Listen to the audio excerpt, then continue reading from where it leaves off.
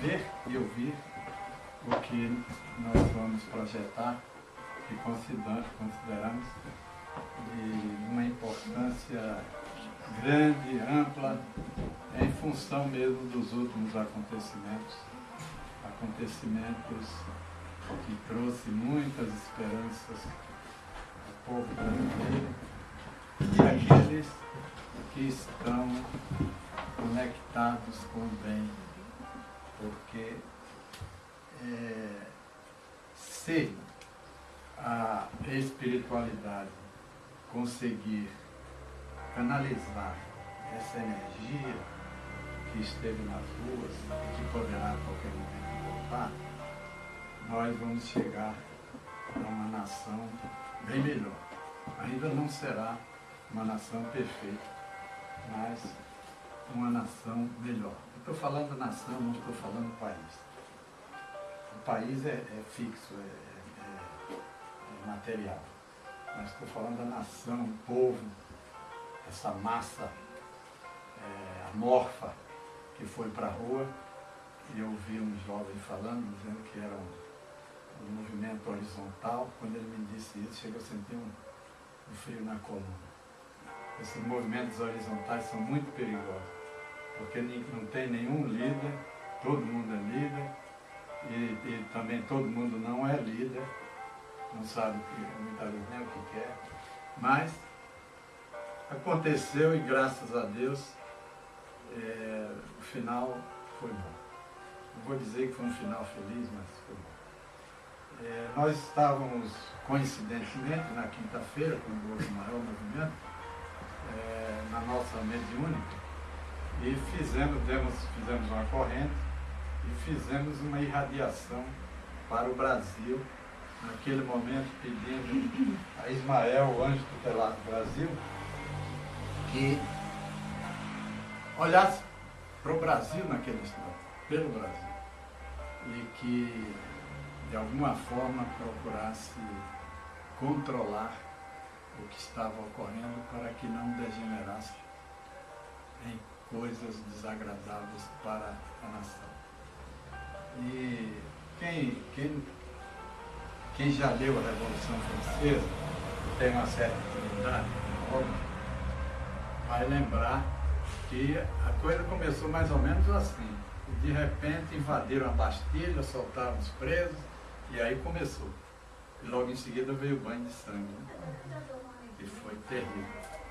Então, no Brasil tem que ser tudo na base do amor. Nós temos que orar, vibrar muito para que o amor presida esse movimento.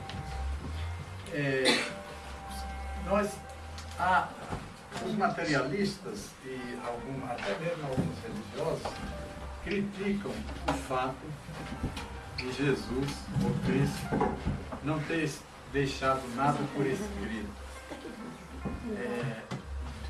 Eu considero isso uma expressão, uma manifestação da sabedoria ilimitada do Cristo, porque ele é um sábio divino que não é desse planeta, ele veio de fora, teve a carreira dele, vamos dizer assim, fora do nosso país, do nosso planeta, e ele não escreveu porque ele já sabia o que ia acontecer no futuro. Ora, sem ele escrever nada, os apontamentos eram dos apóstolos, e posteriormente Lucas, que se juntou depois, que era um homem estudioso, médico e tal, ajudou muito na compilação, e outros também, até alguns como Nicodemos, né, que era doutor da lei, e finalmente se chegou ao Evangelho consolidado, que foi a Vulgata Latina, que foi trabalhada por agora não lembro o nome do clérigo católico, posteriormente até foi canonizado.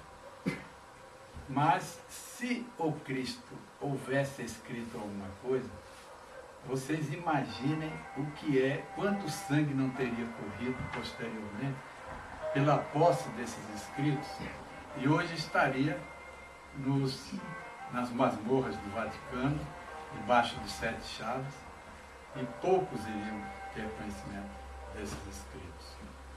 Vocês sabem que, baseado na lenda do rei Arthur e a Tábua Redonda, surgiu a lenda do Santo Graal. E essa lenda do Santo Graal enriqueceu muita gente. E até hoje ainda enriquece Hollywood, que de vez em quando faz um filme aí do Santo Graal e arranca dinheiro de todo mundo, dos sabidos que vão lá ver o Santo Graal e pagam uma grana, e eles arrecadam milhões ou bilhões por conta desse Santo Graal, que é uma lenda. Porque imagina naquela época, se o Cristo ia ter uma taça de cristal para tomar o vinho na última ceia. Era uma caneca de barro cru talvez. E esse Santo Graal nunca existiu, é uma lenda. Assim como, se houvesse os escritos do Cristo, seriam hoje motivo de muita luta para arrancar de onde está, porque quem passasse a mão disso ficaria milionário. Mas eu estou falando isso porque, apesar do Cristo não ter escrito nada, os seus apóstolos aproveitaram, sempre havia, na casa de Bartolomeu principalmente, à noite, reuniões para compilação do que o mestre tinha falado durante o dia, e o que ele ia ensinar depois ali naquele petit comité dos apóstolos, né? E aqui tem uma passagem que espelha bem esse momento que nós estamos vivendo. É Mateus 24, 12. E por se multiplicarem as iniquidades, o amor de muitos esfriará. Nós estamos vivendo isso porque eu não ouvi uma voz naquela gritaria toda, nessas confusões que aconteceram por aí, que eu considero positivo, mas não houve nem mesmo os protestantes que são corajosos, vão para a rua e tal, alguns, né? E dizer, gente, vamos orar. Alguém falasse em orar lá, é possível que até levasse um soco logo na cara, mas não se falava em nome de Deus, não havia aquela paz. Houve, eu acredito, uma interferência dos espíritos, porque no Rio de Janeiro, toda vez que estava para disparar uma briga qualquer, senta todo mundo, aí sentava e não houve o mal que poderia ter havido. Eu ia falando da mensagem que nós recebemos, mensagem não, do que ocorreu na nossa mediúnica, quando demos as mãos, fizemos a vibração pelo Brasil para que tudo ocorresse em paz, aí apresentou-se um espírito trevoso, violento. Por que vocês me chamaram? Não, porque me trouxeram para cá. Não. E aí ele começou a vociferar, eu comecei a conversar com ele e tal. E finalmente fizemos um acordo, ele não voltaria para lá, porque ele estava com um grupo para incendiar a coisa. E aí nós fizemos um acordo com ele, que ele acompanharia aqueles espíritos que estavam ali, e que ele poderia seguir, não ia haver violência, não ia haver coação, e que no final ele poderia até voltar para a massa dos seus comandados, mas que nós esperávamos e pedíamos ao Cristo que tivesse misericórdia dele, para que ele aproveitasse aquele momento e começasse a vislumbrar alguma luz e que o seu coração se transformasse. Dito isto, nós vamos passar esses slides Para apagar a luz ali, então fica melhor. E depois eu vou fazer alguns comentários e vamos ouvir. Pode ser 40 minutos? Pode ser 50, 60, 2 horas. Como... Todo mundo fez assim com a cabeça.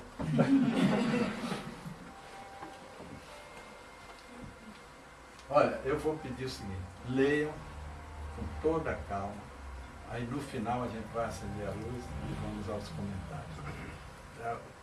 O debate vai ser livre, eu gostaria que todos se manifestassem.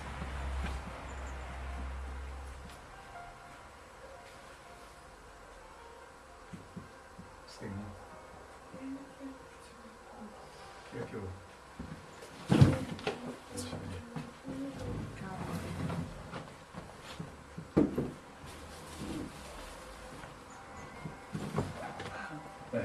Já está indo.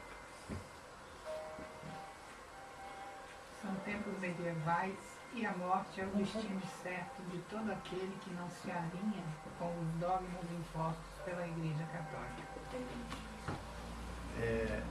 Está comendo uma letra aí, vê se você... Na sentença acusatória são agora apontados dando. como hereges, praticantes de bruxaria ou simplesmente seguidores de outra crença que não o catolicismo. Mais terrível do que qualquer outro episódio da história humana, até então, a Inquisição enterrou a Europa sob um milênio de trevas, deixando um saldo de incontáveis vítimas de torturas e perseguições. No chamado auto de fé, o inquisidor fazia pública a sentença, um ritual de penitência pública, uma cerimônia de humilhação daqueles condenados por heresia. Em tais ocasiões, espectadores de todas as partes do reino lotavam as praças em sua maioria, vibravam.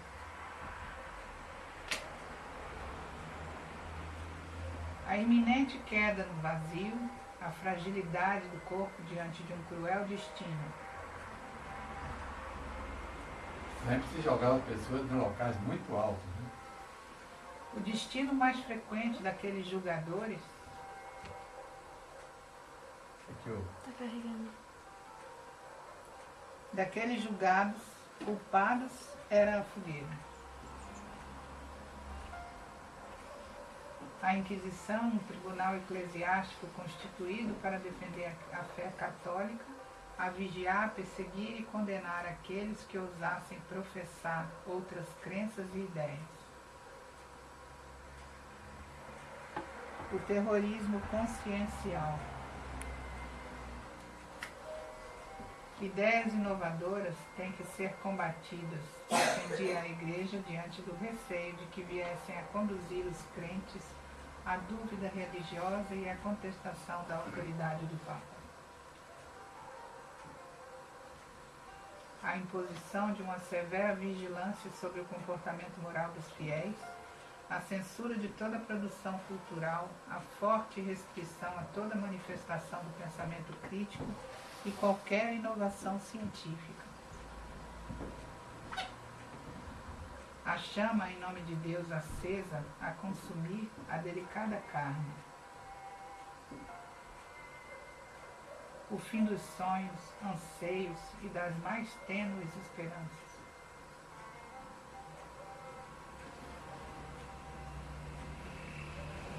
Sobe para as abóbadas o canto dos pássaros. Subirão ou não ao céu as preces dos humanos. A Inquisição constitui a mais insana contradição. Como se pôde, em nome da verdade e ainda mais de uma verdade religiosa, perseguir, torturar, matar tanto de forma tão obsessiva. Diante de tal absurdo contexto, um grupo de seres humanos traumatizados conspirou em meados do século XVIII por um novo paradigma. Cabe aqui um elogio aos traumatizados, esses que captam na própria pele a dor de uma humanidade dilacerada, muitas vezes mortalmente ferida.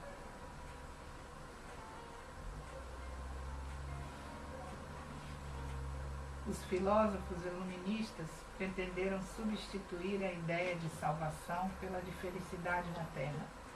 Os dogmas de paraíso e vida eterna foram rechaçados. A providência divina foi substituída pela certeza científica e pela ideologia do progresso material. A transcendência, a religiosidade e a espiritualidade seriam preteridas, postas de lado, desprezadas.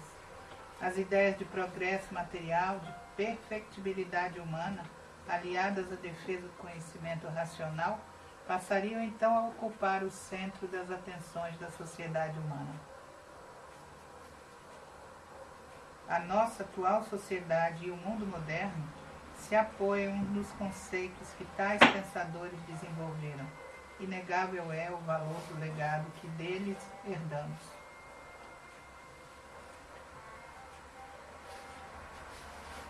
Galileu, ao abandonar a servil obediência às autoridades estabelecidas, ao senso comum e à tradição, no senso comum e à tradição, iniciou a renovação da ciência e da época. Na ciência de sua época. De sua época. As questões científicas, afirmava, devem ser confirmadas ou refutadas através da experiência e da observação, estabelecendo a natureza como o livro da ciência. Profundo, hein? A discussão dos problemas naturais, defendia, deve começar pelos experimentos objetivos e não pelos textos sagrados ou escrituras. Após Galileu, considerado o pai da física moderna, outros pensadores levariam avante a revolução iniciada no pensamento humano.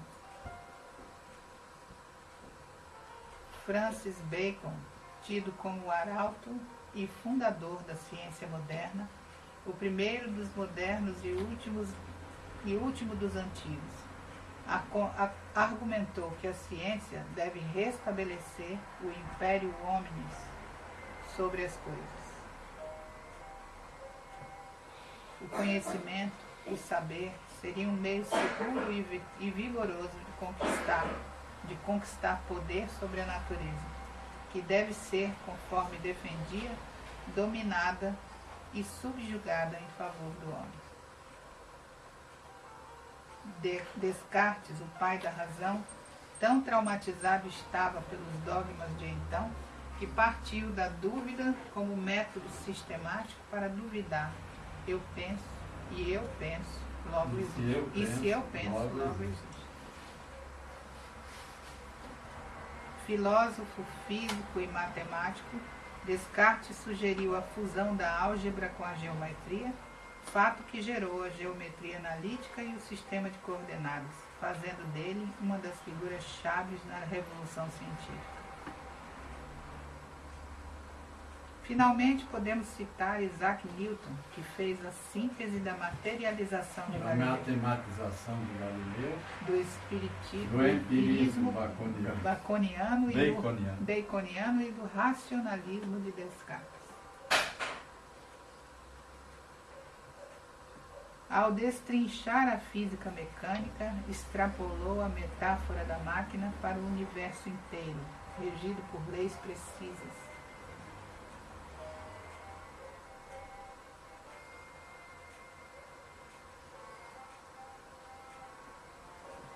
No momento, aquilo que era para ser um movimento compensatório, dialético, histórico, infelizmente levou a uma outra esclerose. A revolução científica conduziu a humanidade de um extremo onde a ciência era reprimida em nome de algo que confusamente era chamado Deus, para os momentos obscuros da modernidade, onde a experiência sublime, onde toda essa dimensão essencial de onde jorram os princípios da ética é reprimida em nome de algo que confusamente tem sido chamado ciência. E o cego apego ao progresso tecnocientífico, sem a contraparte da transcendência de espiritualidade do divino, fez com que as mesmas trevas medievais recaíssem sobre os nossos atuais tempos modernos.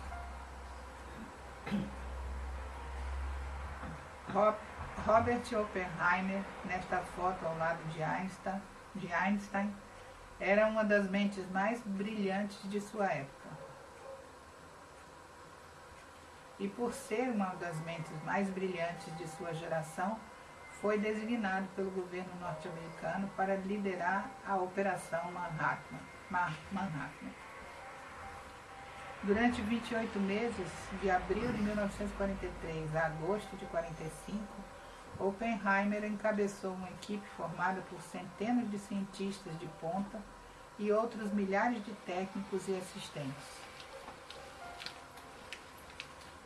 E como resultado dessa incansável dedicação, a primeira bomba nuclear. Aí a bomba que explodiu em cima de Hiroshima e Nagasaki depois.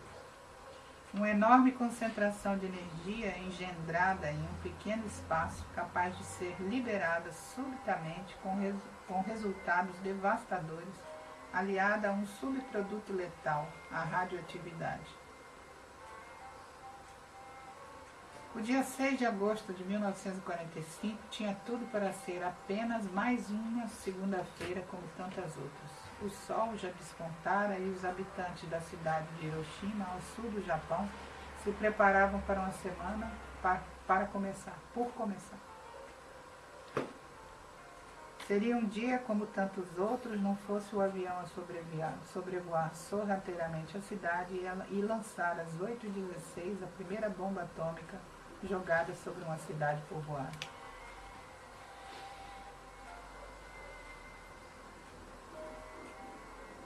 Meu Deus, o que foi que nós fizemos? Foi a primeira interrogação de um dos tripulantes do avião diante da cena de absoluta devastação. Dá para mim. Apesar dessa observação de um dos tripulantes, logo em seguida, 2 dias depois, se jogava outra bomba em Nagasaki, já sabendo o efeito. O Japão já estava liquidado. Mas vamos adiante. Meu Deus, o que foi que nós fizemos? Nos aviões, devido ao sigilo da missão, quase ninguém sabia do poder destrutivo da bomba que transportavam.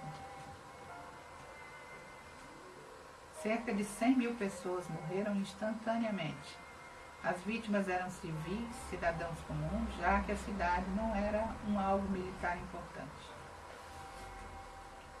Gerações inteiras, pais, filhos, avós e netos, crianças, jovens e velhos, cães, gatos e passarinhos, dizimados num piscar de olhos. A chama que devora a delicada carne, transformando-a em cinzas, dor, sofrimento, suplício, o fim de toda a esperança. Sobe para as abóbadas o canto dos pássaros, subirão ou não ao céu as preces dos humanos. Ou pensamentos terão ecoado na mente de Oppenheimer diante dos resultados do mais avançado projeto científico de sua época, que ele liderou com tamanho afinco? Além dos 100.000 mortos no ataque, outros tantos milhares viriam a falecer em consequência das feridas e do envenenamento radioativo. E 3 dias mais tarde, na manhã do dia 9 de 45, a chamada radioatividade consumiria outros 80.000 em Nagasaki. Philip Morrison, um físico que participou decisivamente na criação da bomba, viajou ao Japão logo após a explosão em 1945 e confessou ter ficado chocado com o que viu. Não havia restado nada, apenas uma cicatriz sobre o solo. Oppenheimer, ao refletir sobre o resultado de seus esforços, quase enlouqueceu. e disse a célebre frase: o maior perigo da humanidade é o cientista alienado. A alienação, a desumanização a que Oppenheimer fez referência se alastra hoje pelos mais diversos campos da sociedade.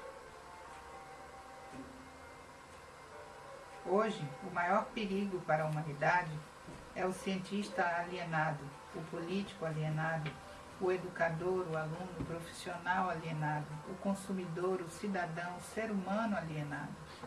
Uma alienação que põe em risco o próprio projeto civilizatório.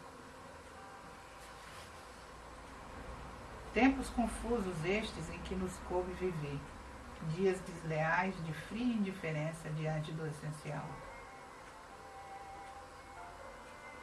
A chama da bondade, da fraternidade, da compaixão, tão trêmula, vacilante e fraca, a passar a impressão de que a qualquer momento pode se apagar. Os paradigmas do passado já não atendem aos graves desafios que encontramos pela frente. Toda a violência que nos cerca, a ignorância existencial que se alastra, todas as crises que se espalham por todos os recantos da terra. Em que curva da estrada foi que perdemos o nosso rumo? O mundo contemporâneo atravessa uma de suas mais graves crises, uma crise de demolição caracterizada pelo desmoronar de velhos padrões e certezas. Nestes tempos de vidraças quebradas e flores partidas, haverá tarefa mais urgente do que reconduzir os passos em direção à senda que conduz à plenitude esquecida? Da mesma forma que a religião sem ciência nos conduziu à degradação no passado, na atualidade a ciência sem religião está nos levando à autodestruição. A ciência tem um caminho próprio, que é o analítico. A religião tem um caminho próprio, que é o sintético. Um não precisa do outro. Mas como afirmou Fritjof Capra, o ser humano precisa de ambos, ciência e religião. São as duas pernas que o ser humano necessita para empreender uma jornada com o coração.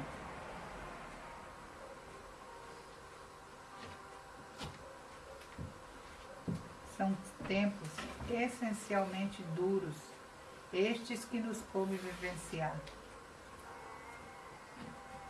O momento que vivemos encontra-se refletido na seguinte metáfora: a lagarta já morreu e a borboleta ainda não nasceu. O velho mundo já não mais existe, já foi ultrapassado, esfarela-se a olhos vistos, e o novo mundo ainda não surgiu, espera por nascer.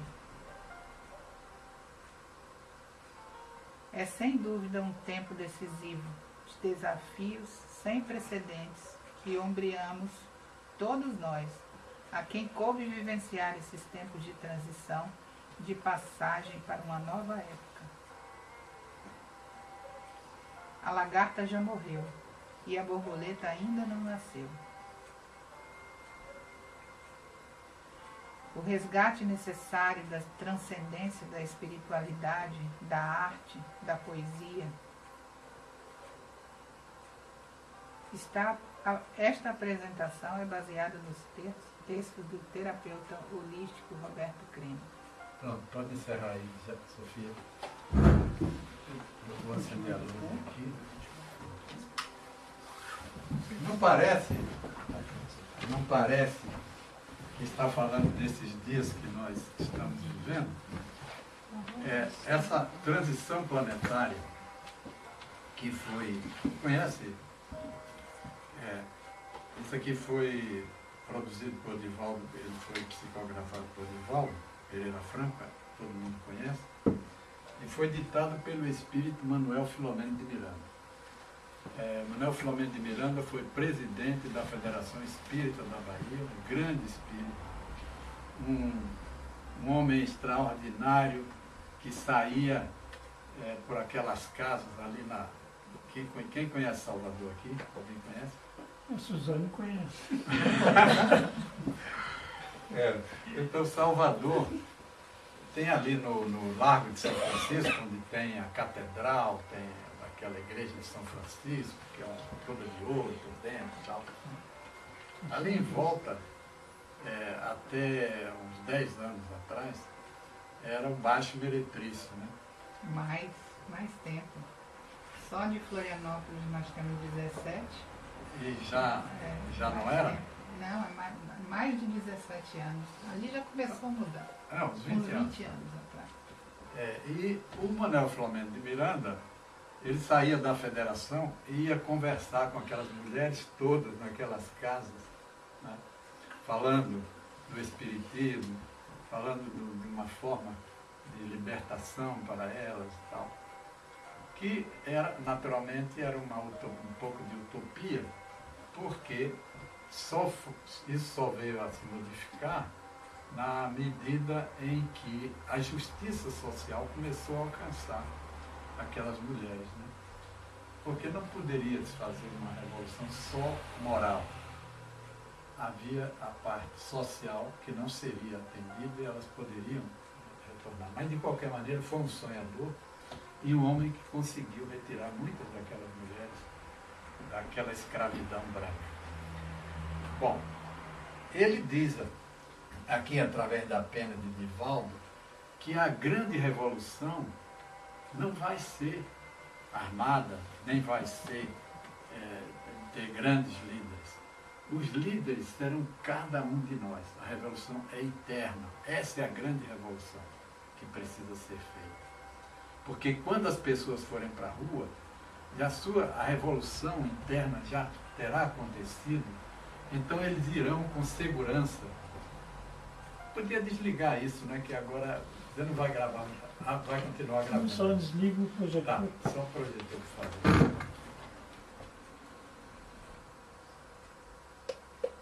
Então, essa revolução é uma revolução interna. Pode apagar também o outro, viu, Sofia? Desligar o computador. Você desliga e deixa ele acender aquela luz vermelha. Essa revolução vem sendo pregada também por Dr. Bezerra de Menezes no grande congresso que houve em Goiânia em 2007.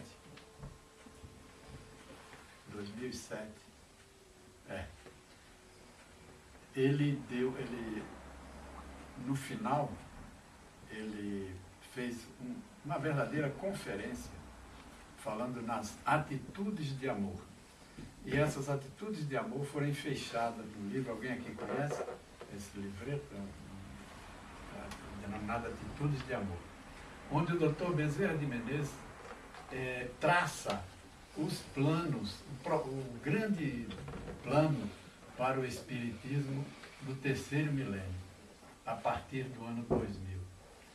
E é alguma coisa que, infelizmente, não houve uma divulgação como deveria ter havido através da Federação Espírita, mas os centros espíritas receberam e, baseado nesse trabalho do Dr. Bezerra de Menezes, Hermance de Faux, que foi uma médium através de quem Kardec fez a revisão do Livro dos Espíritos, que é essa edição que hoje está nas nossas mãos, e ela, hoje, na vida espiritual, vem ditando muitas obras que têm auxiliado bastante o movimento espírita. Dentre elas, eu destaco o Reforma Íntima Sem Martírio, que a pessoa, depois que estuda aquele livro, que é um livro de cabeceira, depois que nós estudamos-lo, devemos colocá-lo na cabeceira para frequentemente estarmos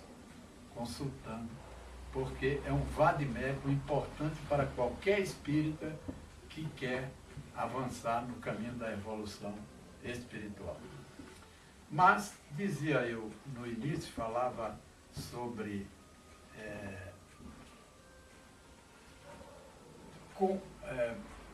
como as iniquidades estarão se manifestando. Não é exatamente assim que diz, eu vou fazer uma paráfrase. As iniquidades aumentarão a cada dia, e em função disso, o amor de muitos esfriará. Jesus disse isso aos seus discípulos, que quando eles perguntaram quando seriam aquelas coisas que ele estava prevendo que iriam acontecer, as grandes transformações no planeta, aí ele disse que ninguém sabia o dia e a hora, nem o Filho, nem os anjos, mas apenas o Pai. E ele disse que, por se multiplicarem as iniquidades, o amor de muitos esfriará. E a quem ele estava se referindo? Estava se referindo àqueles que abraçaram aquela doutrina que ele esposou ali na Judéia, na Palestina e na Síria. Ele andou por vários países pregando, curando, resgatando pessoas já desencarnadas. Tem alguns casos, mas tem muitos outros casos que não estão no Ato dos Apóstolos, naquelas caminhadas dele. E diz João que se tudo o que o Mestre fez fosse relatado, nem todos os livros do mundo caberia. Naturalmente que num exagero de linguagem, e que livros que ele estava se falando? É o livro do tempo dele, que eram uns 200, 300 livros, porque quem é que detinha a publicação de coisas? Era a Igreja Católica. Então, não havia muitos livros. Então, todos os livros do mundo, mas de qualquer modo, o Cristo realizou muitas maravilhas, e ele pegou 70 discípulos, reuniu lá no espaço e disse: eu lhes transmito poder para que vão e levem a mensagem por todo o mundo. Qual era o mundo todo? Era o Oriente Médio, e eram os países que existiam naquela época. E os 70 saíram, depois voltaram fazendo a difusão do Evangelho, depois voltaram e deram relatos para ele. Foi um trabalho extraordinário. Agora nós temos que nos perguntar, diante de tudo que está acontecendo, como é que está o nosso amor? Nós continuamos firmes na doutrina? Nós não nos abalamos? Nós estamos devidamente paramentados, vamos dizer assim, como as noivas da parábola, que estavam com a veste nupcial. Nós já temos a nossa veste nupcial. Será que estamos preparados? O nosso amor ainda não esfriou? Que iniquidades são essas? A corrupção, a roubalheira, o assassínio, os assaltos, as traições, a politicalha baixa, suja que está aí, e tudo mais que todo mundo sabe. Essas são as iniquidades que Jesus se referia.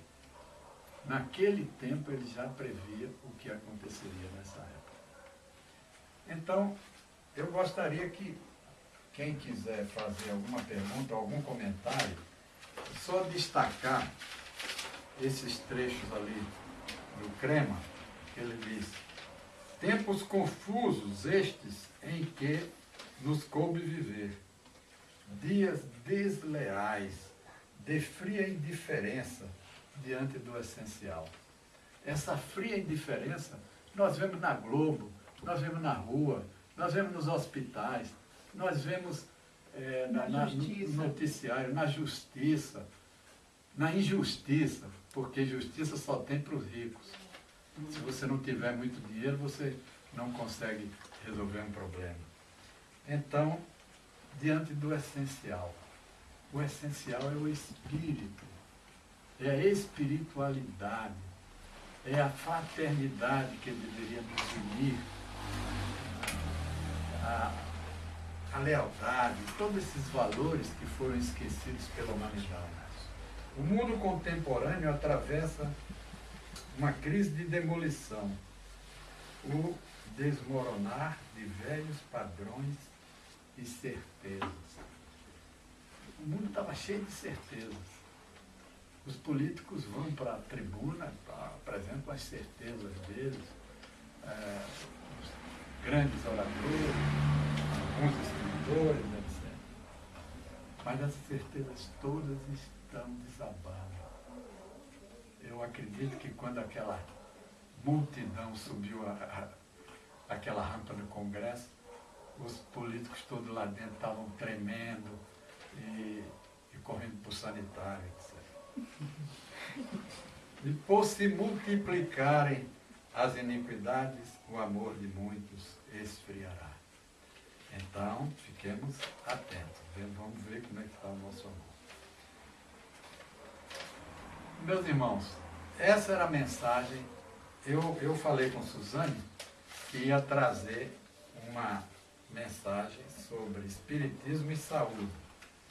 Mas diante de tudo que aconteceu aí, eu achei que esta mensagem é uma mensagem, no momento, para nos fazer refletir um pouco sobre o que aconteceu e o que está para vir.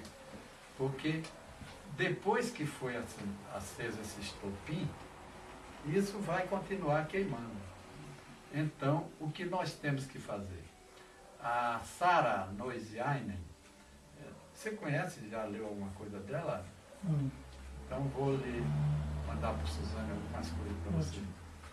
Ela é escritora, espírita, pensadora, tem um programa numa rádio no Ceará. É cearense, eu já conhecia. Mas ela é finlandesa. Mas ela adotou, ela veio pequena para o Brasil e adotou o Ceará como a pátria dela. Não é só o Brasil, no Ceará, começando pelo Ceará. E ela escreve no maior jornal lá de Fortaleza, fazendo o mesmo trabalho que Bezerra de Menezes fazia no jornal, acho que era a Nação, se não me engano, e que tinha uma página espírita diária, né? Ela, se quiser escrever diariamente o jornal, mas ela escreve uma vez por semana, porque ela tem 1001 outras atividades e é escritora também, está sempre escrevendo alguma coisa. Então ela deu partida numa grande corrente que está pelo Brasil inteiro. Diariamente ela posta uma mensagem no Facebook, na rede do afeto, da qual eu participo, pela paz mundial, e agora ela está fazendo um trabalho pela paz no Brasil. Mas esse trabalho já vinha abrangendo o Brasil também, porque quando fazem pelo mundo, é uma coisa crescente. Você começa pela sua rua, pelo seu bairro, pela sua cidade, pelo seu estado, pelo Brasil, pela América do Sul, aí vai se estendendo para os continentes e vai abraçando tudo, e depois a imagem do Cristo jogando luz azul sobre esse planeta azul e fazendo uma vibração extraordinária de equilíbrio para nós próprios e para o planeta. Porque Deus está em nós e nós nele. Foi uma grande mentira que pregaram, e essa é a angústia essencial, que é o pecado original. Que os homens estão separados de Deus, Deus está no céu e nós estamos na terra. Deus está aqui, está em nós, no fluido cósmico universal no qual todos estamos mergulhados como os peixes no mar. E esse fluido cósmico universal está presente quando sai essa multidão. Essa multidão está impregnada também dela. Então vamos vibrar, formar um anore, aquela anore a que se refere Pietro Baldi, um oceano de energia flutuando em torno do planeta e em todos os lugares, para levar o equilíbrio a todos aqueles que algum dia voltarem à praça pública, mais imbuídos de um espírito de paz e de mudança equilibrada para a nossa pátria e para o nosso planeta. E que Jesus abençoe a todos. Agora, se quiserem fazer alguma colocação. Eu não sei, você que sabe pelo tempo. Eu não sei de nada. Então, amanhã é sábado. Hoje é sábado, amanhã é domingo. Eu estou pensando que hoje é sexta. Amanhã é domingo, pessoal. Vamos estender mais um pouco. Faça alguma pergunta, faça alguma colocação. É bom que todos participemos, né? Depois a gente entra pela madrugada tomando passe aí. Maravilha. Uma coisa que tem que ressaltar é assim, que por que nós estamos agora aqui? Nesse exato momento, por que nós estamos fazendo parte da humanidade? Né? Quer dizer, algum compromisso, a gente está envolvido já, de certa maneira. Né? De certa maneira, não total, né? Porque muitos já vieram, já foram, meus avós, bisavós, coisas, mas a gente está justamente nessa época de, como você falou, esse livro eu já li também muito bom, da transição planetária, a gente está justamente nessa época de transição aqui. Né? Então é lógico que tem uns que têm mais, não é conhecimento, são mais espertos, outros menos espertos, né? Então justamente o papel daqueles que têm um pouco mais de luz, ou evolução, vamos dizer assim, ou sensibilidade, né? Poder. Às vezes não adianta, do meu ponto de vista, não adianta muito falar, o que tem que é a postura, né? O agir, o exemplo, né? O exemplo é tudo. Se nós tivermos isso como uma meta na nossa vida, de fazer a mudança primeiro em nós, porque o orador espírita, o pastor, o padre, todo mundo vai lá para frente, aqui como eu estou nesse instante, e vende o seu peixe. Mas será que nós estamos já dando exemplo com a nossa própria vida? Nós já somos pessoas transformadas? O nosso amor não esfriou, apesar de todas as iniquidades que estão cada dia aumentando mais, o nosso amor continua firme. Nós já temos algum amor dentro de nós? É outra pergunta que se impõe. Porque a gente está falando em o amor esfriar. Tem gente que ainda não o amor está passando longe. Ele está sentindo apenas o cheiro, o perfume, né? Mas está longe, está distante. E o amor tem que estar em nós. Então, a maioria de nós ainda não tem nem amor para esfriar. Ainda tem que esquentar e botar ele para dentro. Quentinho. E não deixar ele esfriar.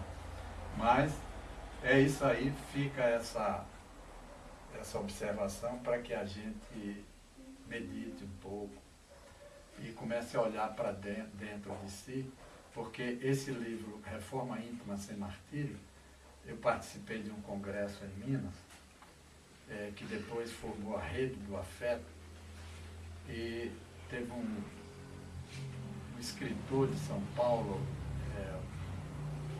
um homem, eu agora não sei o nome dele, mas para informar para vocês, mas é uma pessoa muito importante no estado de São Paulo, muito bem relacionado e fluente, bastante fluente.